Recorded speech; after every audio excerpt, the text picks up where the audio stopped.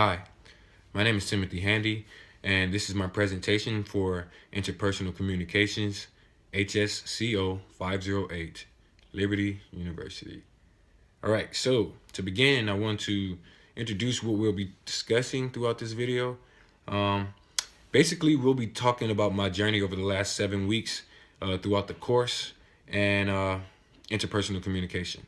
The main topics that we'll be going over is my style of communication, specifically as it involves my behavioral blend, as well as what can I do to improve my communication as far as strategies and resources that are available to me to enhance my communication skills and improve my communication overall.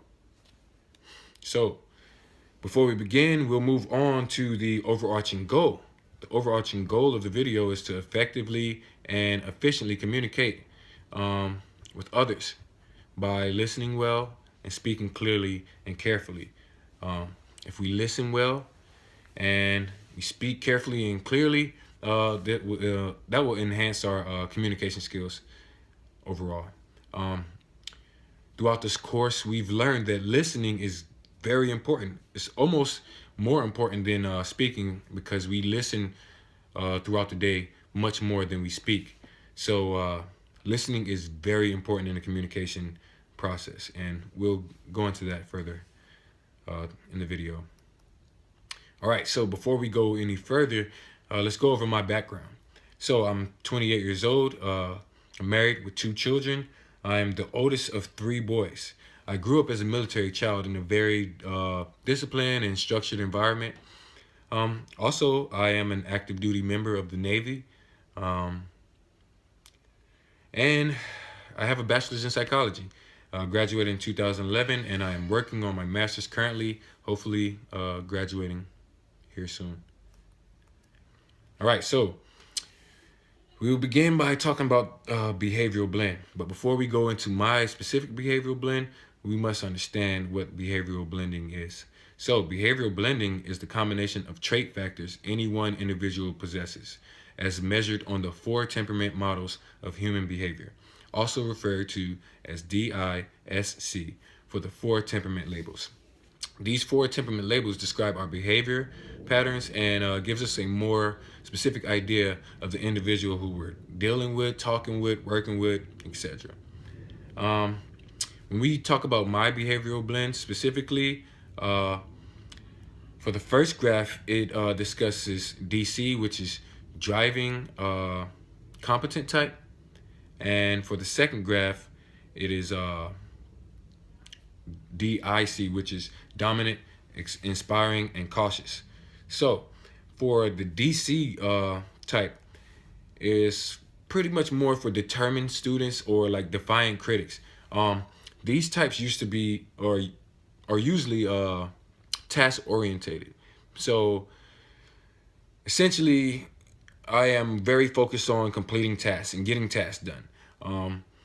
You usually don't hear sensitive or soft or lovable when referring to me specifically and applying to these specific behavioral blend traits.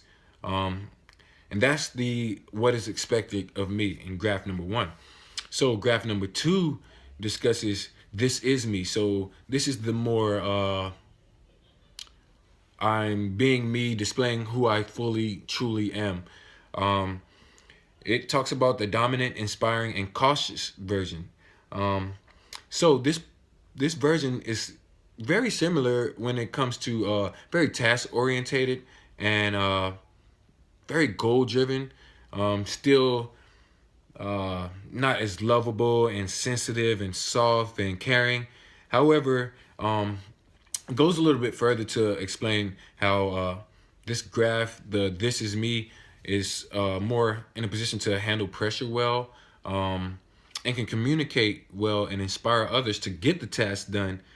They work well with groups and a little bit more active and outgoing as well as cautious. So after we've understood some of the behavioral blends or my specific behavioral blends, we'll move forward to communication barriers. So there's quite a few communication barriers, especially in regards to myself.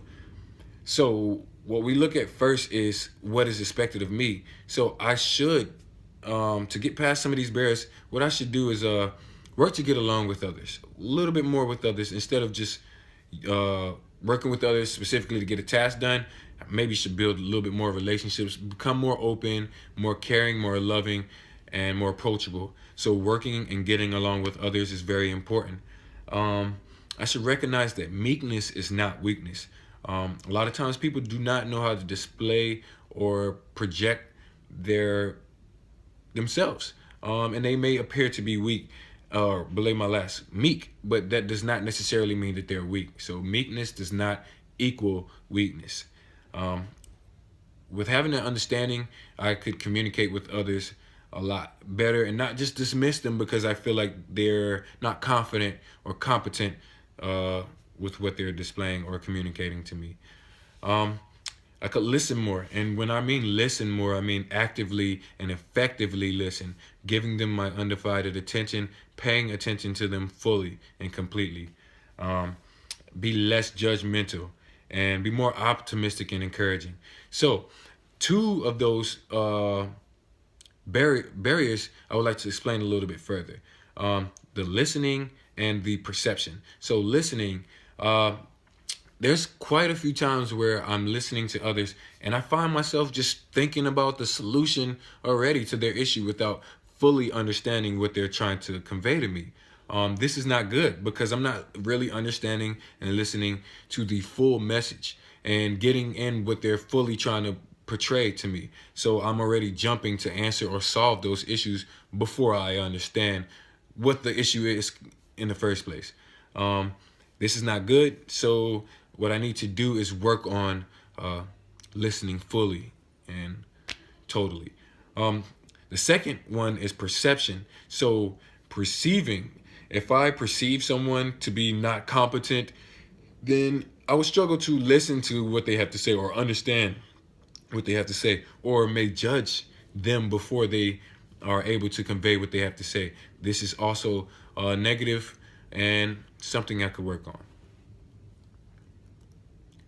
on. Resources and strategies. So when we look at some of the resources and strategies that we looked over throughout this course, one thing that stands out is how Burley Allen explained the effective listener. Burley Allen gave some strategies of how one could listen effectively.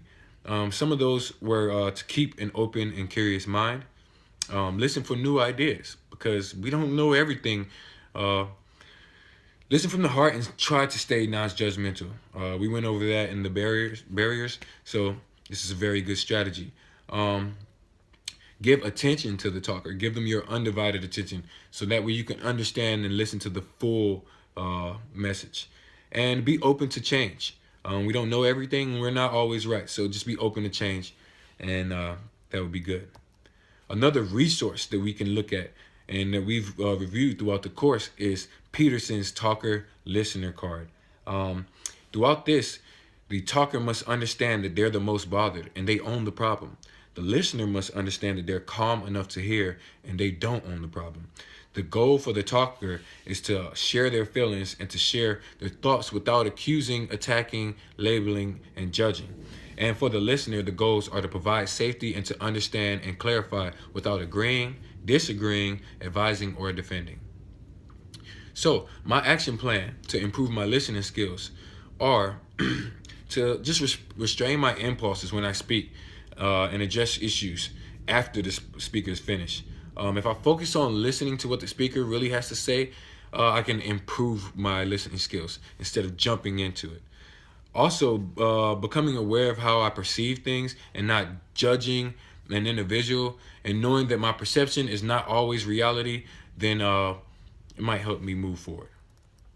So, in conclusion, using my behavioral blend to understand my personality helps me understand how I can communicate with others. Also, moving forward, I can use this information to establish and maintain relationships with God and others. Hopefully, you've learned something from